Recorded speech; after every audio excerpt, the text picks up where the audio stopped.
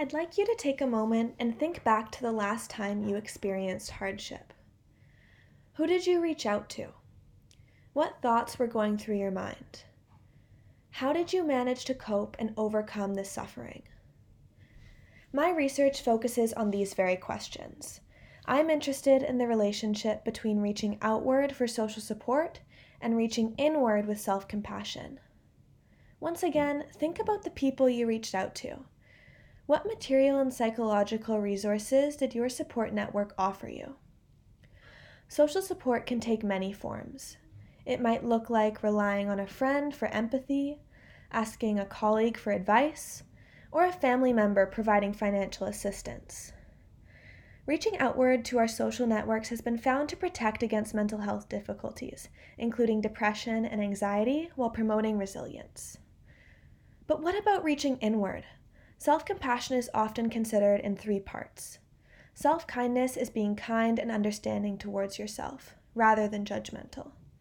Common humanity involves considering our challenges in the context of the human experience, rather than in isolation. And mindfulness is being present in these painful thoughts and feelings without dwelling on them.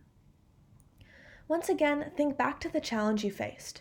Were you being compassionate towards yourself?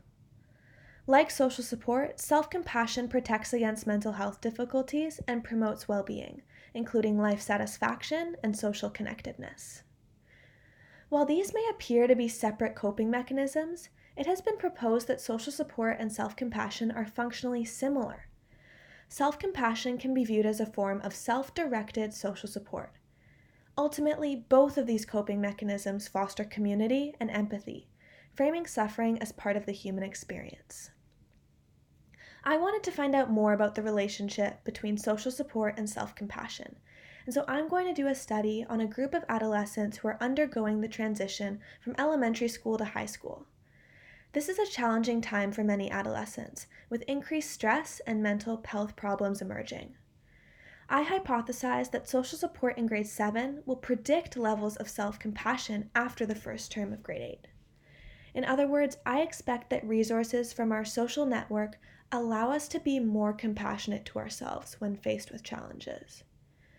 Through this research, I hope to learn more about how people cope with challenges, but from a new perspective.